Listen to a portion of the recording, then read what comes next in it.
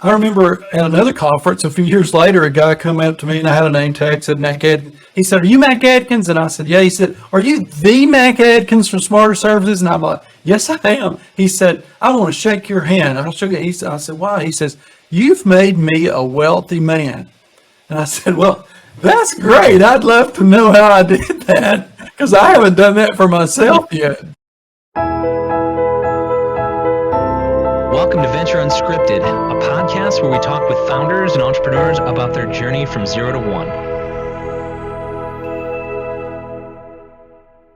All right, Mac. So I'm going to get right into these questions. So these are some tough ones.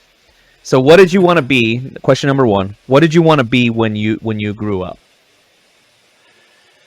Well, yeah, there's nothing in my DNA that made me think I wanted to be an entrepreneur. I did not know anyone who was an entrepreneur. Had no one in my family that was an entrepreneur. Both my parents were blue collar workers in factories, right? As you can detect by my voice, I'm not from Michigan. I'm from Alabama. So how does a Southerner become an Edtech entrepreneur is kind of an interesting question. I'm extremely nearsighted. If I did not have on my contacts, I probably could not see the screen in front of me. So my life was changed early on by optometrists. And that was one of my initial career paths of choice, was to go into optometry. And Optometrist. But just decided against that for one reason or the other. And but that was if you asked me as a kid, what was I going to be? I was going to help people see. Oh, wow. Now, you don't get many kids, when I ask this question, I get people going astronauts or policemen or firemen, and you're like optometrist. I think that's the first I've heard that. So that's cool. All right. So second question, who is your favorite entrepreneur? One of my mentors, his name is Zane Torrance.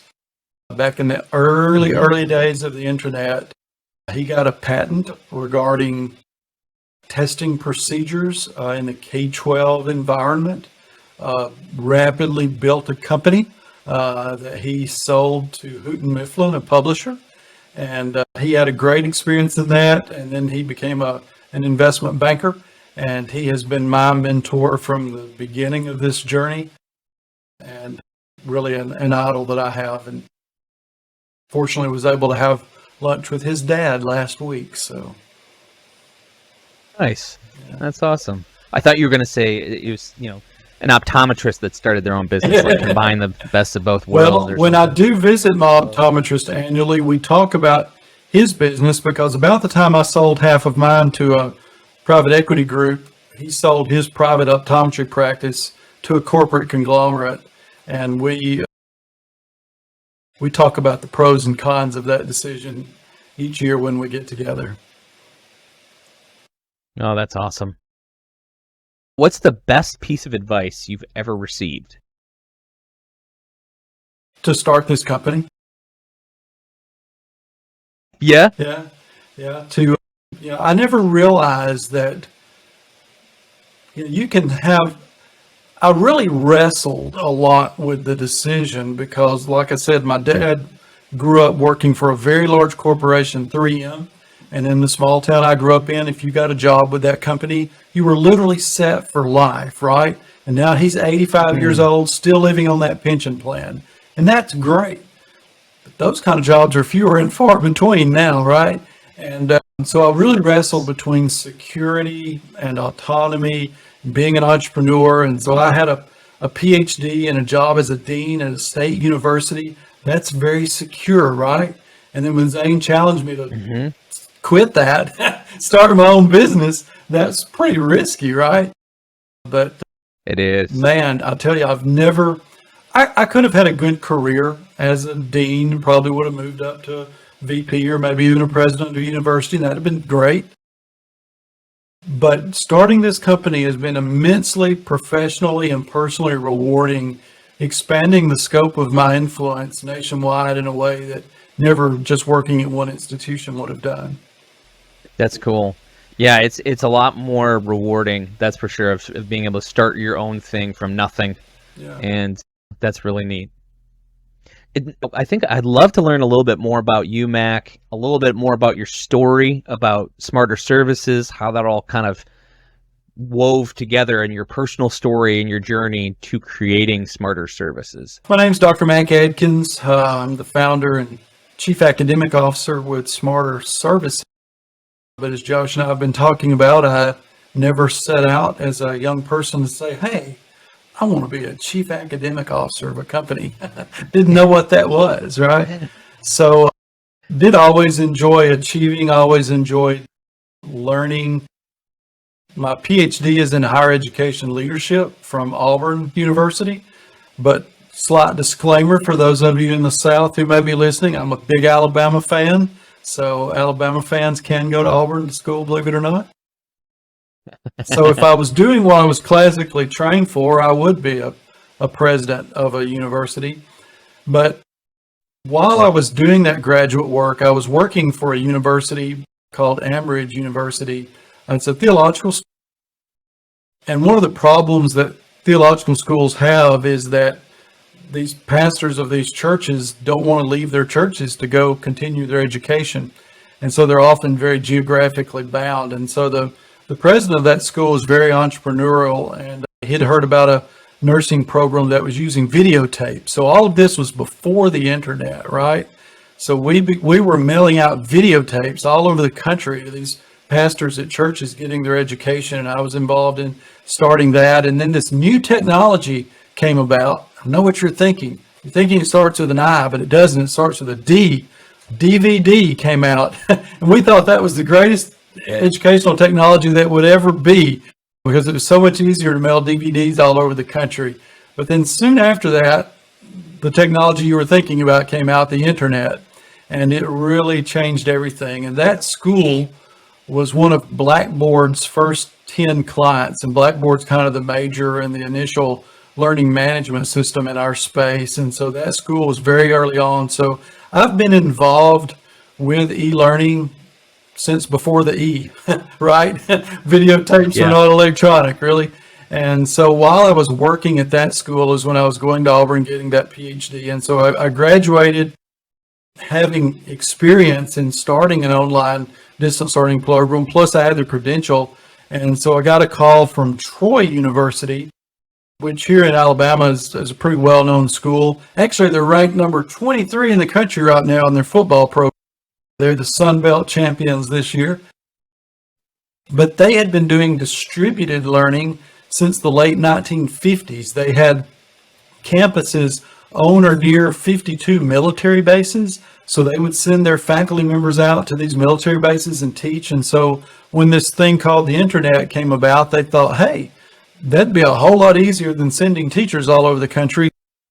Literally, they hired 4 people to start that distance learning program, and now Troy's distance learning program is one of the largest of state universities, and I was one of those 4 that started it. I served as the dean of distance learning there for about a decade, and it was in that work, Josh, where I saw the need for the services that this company now offers. What we provide at SmarterServices. Now we have 2 services. They're both in the assessment space. So we have Smarter Measure.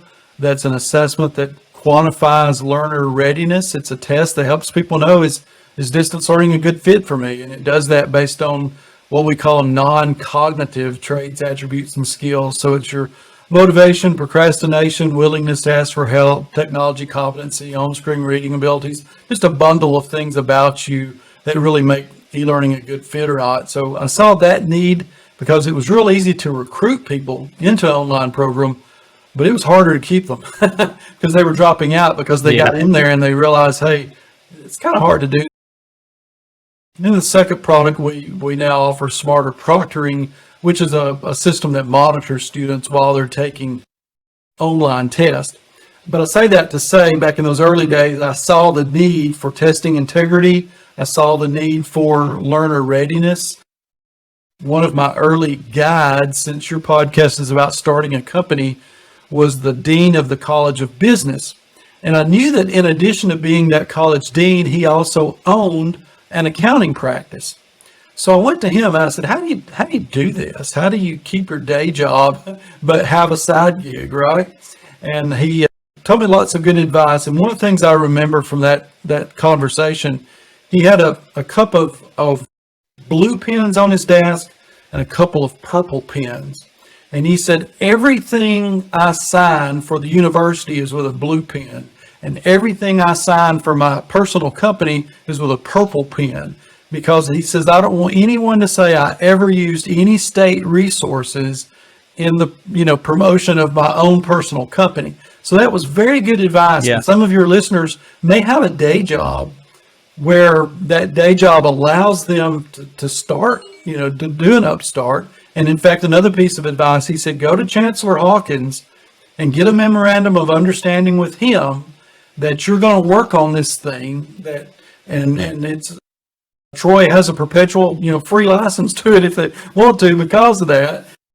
But he granted me that permission, and I really kept those resources separate. And those are two very good pieces of advice if you're, upstarting a company, but you have a day job there. So that's what I did, is really just started it. I did not quit my day job for really about 8 years. I stayed as that dean of distance learning. By the time I stepped away from that, I had several employees already in the company, and that allowed me to not take a salary from the company for a long time, which is, I chose to do it. I call myself an edupreneur, an educator, and an entrepreneur, which is a little bit of an oxymoron because educators typically aren't aggressive enough to be an entrepreneur, or they're not risk-taking enough. I was not risk-taking enough because I didn't really want to just quit my day job and go into this. And I also was scared enough that I didn't want to take a lot of investment money up front and owe other people.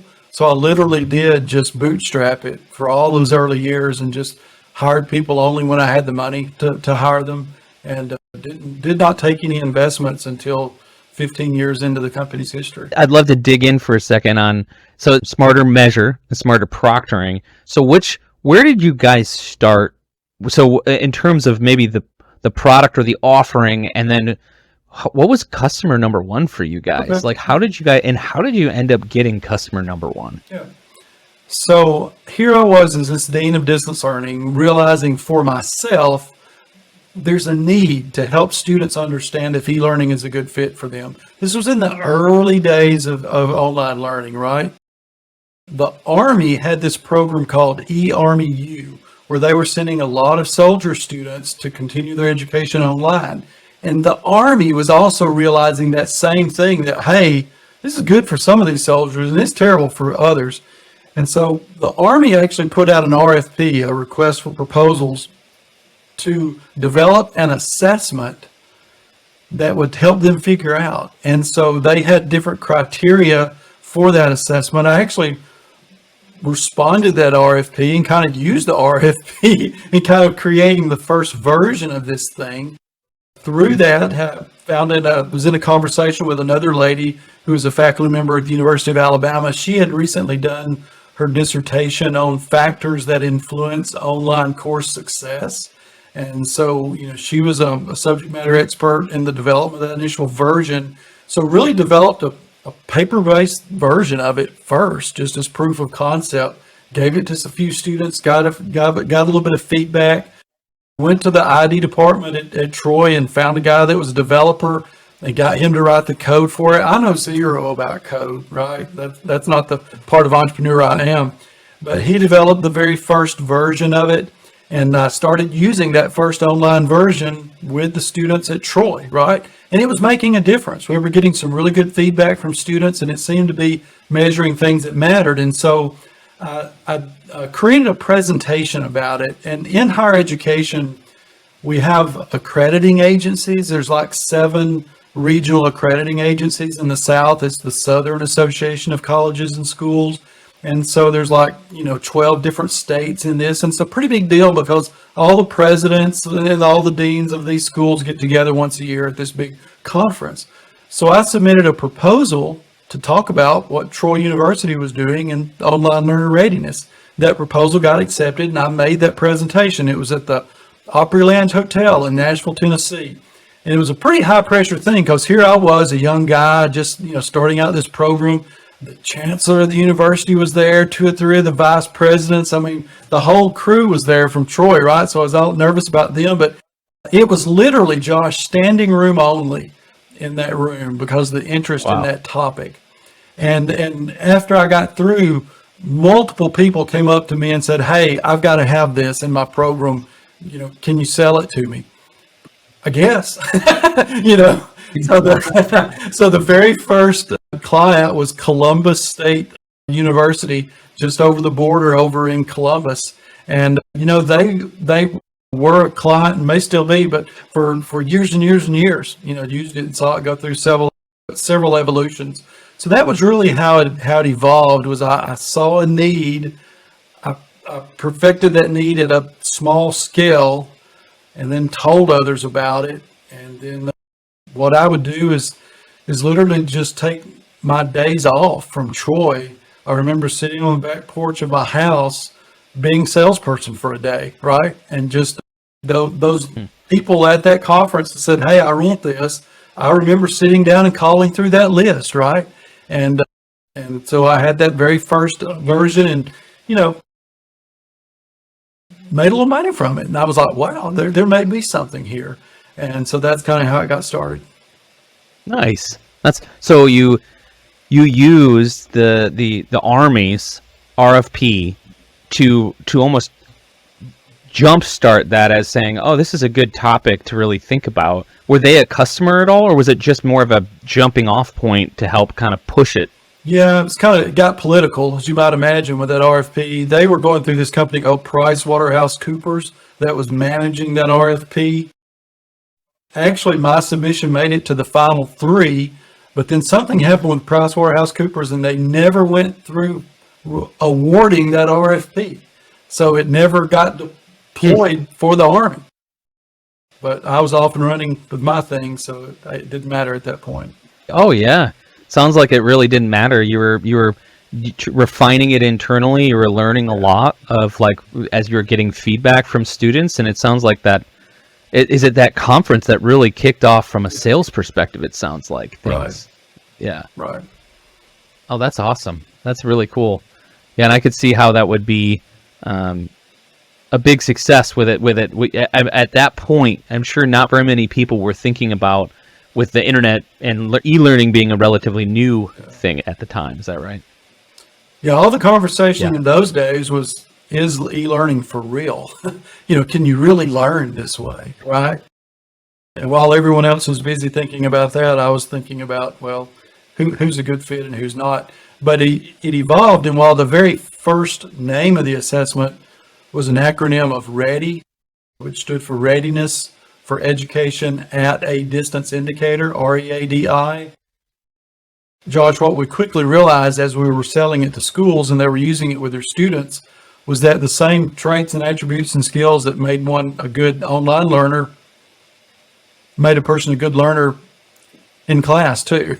So we later changed the name of it to the Smarter Measure Learning Readiness Indicator, revised the assessment so that all references to online learning were taken away, and it was just as you are learning, as you are a student. So it wasn't delivery system independent.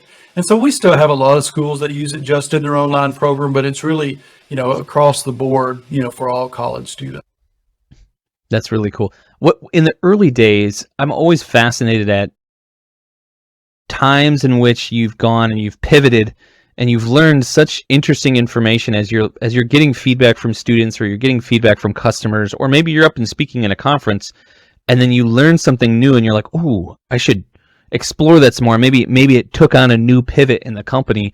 What are some of the pivots along the way as you kind of went down this road of starting your company that maybe you started at A and didn't realize it was going to be all the way at, M or N, and it kind of went down a different path than you expected? Yeah, so as I said, right now the company's got 2 products, Smarter Measure and Smarter Proctoring. But over time, I think we've rolled out about 8 different products. Not everything you try is going to be a home run. One of those I think was too early, and we're a little bit flawed in our concept. But one of the other things I struggled with as a dean of distance learning, this was in the early days of distance learning, it was growing rapidly, was the process of hiring online faculty. In higher education, especially those days, if you wanted to hire someone, you put an ad in what was called the Chronicle of Higher Education. And I would put an ad for an online biology instructor. And because Troy was so early in that process and so many schools wasn't doing this, I would get hundreds of resumes. And just the process of digging through those just to find out who met minimum criteria would just take hours and hours. And so I was like, I saw how that through a database-driven, online solution, we were helping solve this online learner readiness problem. I said, there's got to be a way that we can make this better about hiring faculty. So created this thing called facultyfinder.com. And it was and this is in the early days of the internet now, right? It was this online database that faculty members would go to, create a profile. And so if I was looking for an online biology teacher, I would just search it for a biology teacher, pull up people, right? So I would go find them. I remember at another conference a few years later, a guy come up to me and I had a name tag, said Mac Adkins. He said, "Are you Mac Adkins?" And I said, "Yeah." He said, "Are you the Mac Adkins from SmarterServices?" And I'm like, "Yes, I am." He said, "I want to shake your hand." I said, "Why?" He says, "You've made me a wealthy man." And I said, "Well, that's great. I'd love to know how I did that because I haven't done that for myself yet." Turns out he was a lawyer and a PhD in management and had created this course on management law that he was teaching online for like a dozen schools at the same time. That kind of thing is a little bit regulated and frowned on now, but in the early days of the internet, it was Wild West, right? He literally closed his legal practice because he was making more money teaching that one class online. He was getting all those jobs through my platform. So, but Faculty Finder was, while there were successes like that, and the schools that were using it really liked it, Josh, we were too early.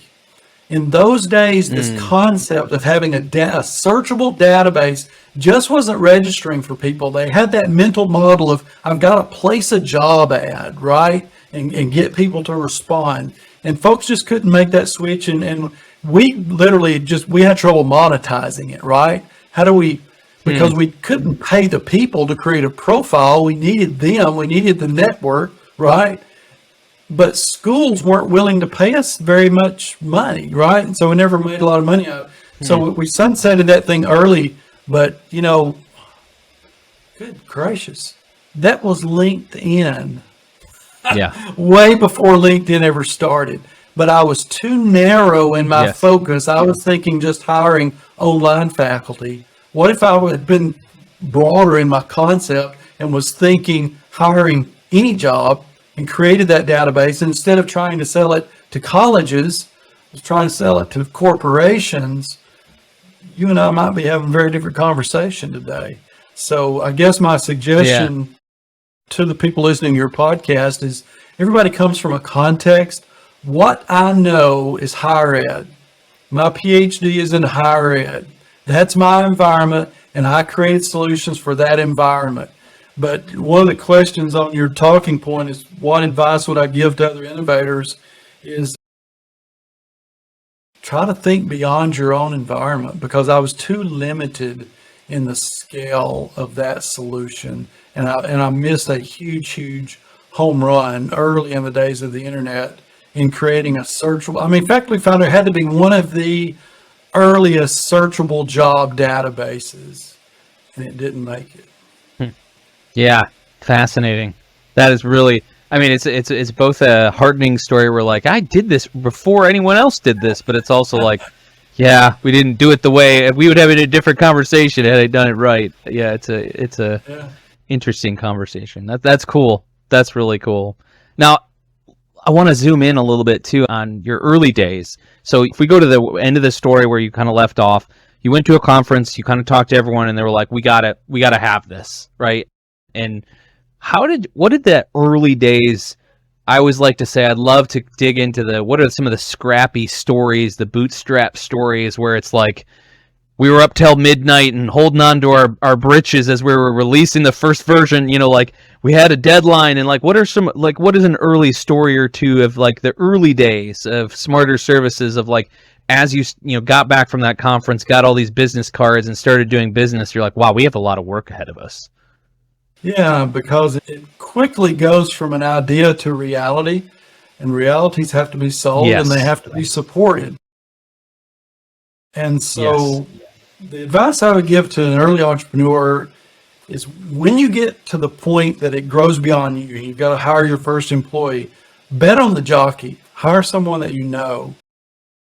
This was clearly nepotism, but the very first employee I hired was my sister-in-law. Just because I knew her. I knew her work ethic. I knew she was very savvy. She was also working at another university in their financial aid office, so I knew she understood a little bit about higher ed and what we were talking about. But I went to her and I said, look, I've got enough money in the bank. Again, I'm this cautious entrepreneur. I saved up enough from sales that would fund 1 year of her salary. And this was just a little bit more than she was making at her current university to entice her to leave. And I said, I can't promise what's going to happen at the end of that first year, but it's going to be up to you because you're the one that's going to sell it. Because it had gotten more than I could legitimately keep my day job as dean and be doing the sales. And in those days, she did everything. And she's still, one of our leaders in our company. We've got great employee retention, but she literally did everything: sales, customer support, graphic design, marketing. It was all there. And my second hire, which is how I got connected with you guys, so your Grand Rapids connection, was, I went to that first developer who was an employee for Troy, and I said, I want this thing built. But Josh, it just didn't run well. I knew early on that it was clunky, it looked bad, just wasn't reliable. And I went back to that same dean of distance learning that I'd had that conversation with. And I said, I need to hire a developer. I want to hire somebody that's right out of college, that I can get at a good rate, but knows what he does. And without pause, he said, you need Jason Thiel. First time I'd ever heard those words. Well, Jason now is our CEO. He was my second-hand man for all throughout the company. And so hired him right there out of college. He came from Grand Rapids down to Troy, Alabama on a golf scholarship. I got his degree, and I guess it's in computer science. He was a developer, but he built a much, much better product. And he also coded Faculty Finder. We laugh about it now, sitting on his couch at night. And in those early days, I wasn't able to pay him exactly what he wanted, so I allowed him to take a second job. He was also developing for another company at the same time, so he did a lot of our development at night. So you have to be kind of with people until you can afford to be good to them. No, that is no truer words have been spoken. That's for sure. Being very creative. Entrepreneurs need to be very creative in how they go approach it. What do you wish you had known if you could do it all over again? Yeah, it kind of goes back to what I said about being tunnel visioned in this one vertical that I knew of higher ed, and that limited me in the products that I developed. I did not know at that point that there's no money in higher ed compared to other industries, right? You get into healthcare and insurance and all those other verticals that I could have created solutions in, but there's so much more money out there that I was just focused in on, there was this one need that I saw building, and that's what I was laser focused on, that I didn't really look around to see what other opportunities there were. And that's easy to armchair quarterback now and say, hey, I should have thrown the ball when I handed it off. But, try not to limit yourself too much by just what you know. Think about, are there larger markets that could benefit from what you're trying to do? That's good.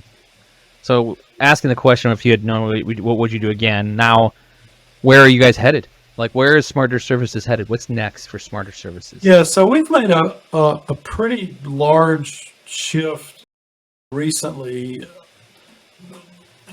The beginning of the company and the first really probably 18 years of the company, we were a SaaS company, software as a service, meaning that we built software. And that goes back to that Rich Dad Poor Dad book about making money while you sleep. This online learner readiness assessment, we've had over 6 million students take that.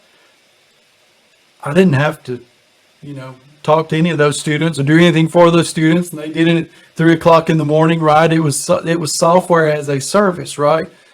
Well, now one of the big growth areas, in our market is in proctoring, and especially live online proctoring.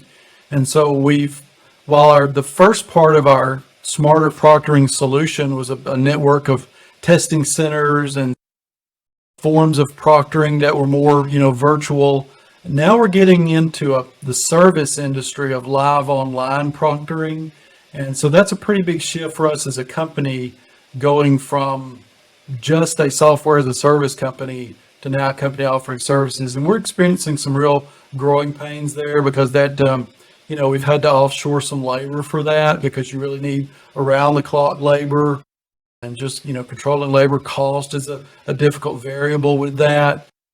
Our support teams had to be expanded because you've got learners. I mean, it's a very stressful time when you go to take an online proctored exam, and if something doesn't go right with the technology, I mean, you really need help there. So you've got a very capable help. And so we've had to scale lots of our staffing for that. And, operating a company as a service has been different. And Jason, as our CEO, has really spearheaded that effort in taking us into that part of the industry.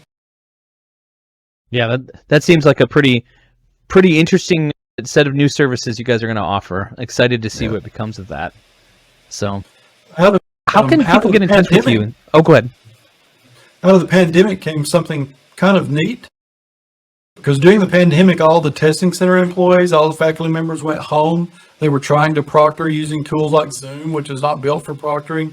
So we built our platform in a modality called hybrid virtual proctoring that allows someone at the school, it could be the faculty member, could be the testing center employee, could be a graduate assistant, but that person is the live virtual proctor. So instead of us having to hire a person to do that, the personnel from the client does that, but they use our platform. And so that's kind of a new wrinkle that we're providing, and that's meeting the needs of a few schools as well. Oh, that's awesome. Yeah, I bet you have some schools that have their own people they'd want to have help proctor an exam. That's neat. If you want it done right, do it yourself, right? So That's right. What is one last piece of parting advice, and then how can people get in touch with you in SmarterServices? Be prepared for the ups and downs of entrepreneurship. In higher ed, our sweet spot has been working with a lot of community colleges, but K would land a well, and we've served lots of wells. You name one of the big schools, they've been our client. University of Phoenix, Southern New Hampshire University. I remember the very first well client that we landed was Edtech, which I think now they're even out of business. But I remember when we lost them, and it seems like when you do business with a big company, it's a real up and down, right? They come and go, right? And so when you land a well, don't plan on that well revenue for the entire life cycle of your company. Figure out how you can use that to help you grow at that point, but don't be dependent on it, because if you're dependent on well income and you lose that well, that puts you in a very difficult spot. That is good advice. Yeah. But diversification, it sounds like, plan to diversify during and after the whale. So that's some great advice. Yep. Yep. So we are How can people get in touch? SmarterServices.com, and I'm just Mac, M-A-C, at SmarterServices. Check out our blog. That's kind of one of the main things I do now is blogging. We're going to start podcasting next year, so we're going to give you some competition, Josh. We'd love to have some of you here That's also awesome. join our podcast, but they'll be mostly higher ed related. And see, there I am again. I'm limiting myself, right? I should start a podcast to a broader audience. But that's what we'll be doing some of next year. But we've got a lot of blogs on there that your listeners might like taking a look at. Well, I really appreciate you coming on, Mac, and sharing your story. It's a very SmarterServices is a great company. Have been privileged to be able to work with them, beside them in several different ways. So they're a great company. Go check them out. So thanks again, Mac. All right. Thank you, Josh. Bye-bye.